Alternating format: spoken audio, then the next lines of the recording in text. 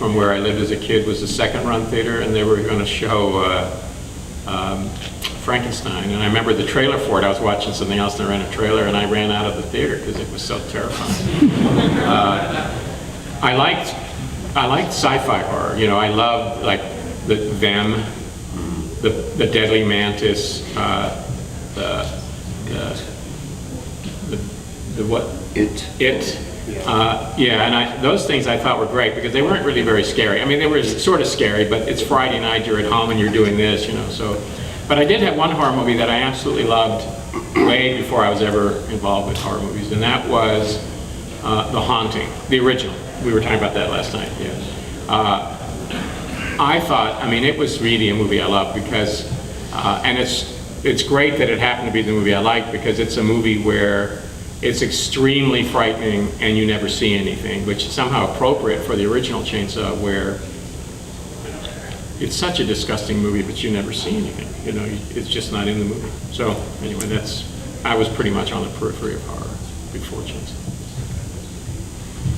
I lived a life of horror, so I didn't go to the movies to catch my life. I went to see things that were happy, interesting, or adventurous.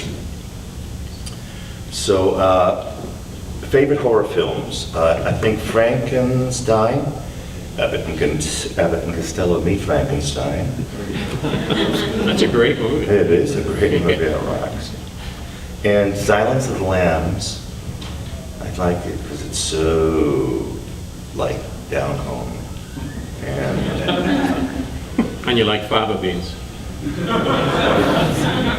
Yeah.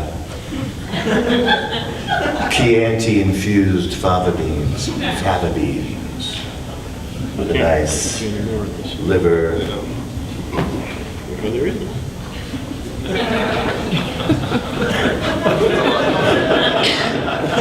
And 2 hard-boiled eggs. So that's part, oh, here's what I like. The Mask. Not the Jim Carrey, one before that was kind of phantasmagorical and kind of paranormal. I like that a lot. And The Tingler. What's that? It's behind you, watch out! The Tingler. I fell on the floor in fright. I was about, 10 or 11. It was nice.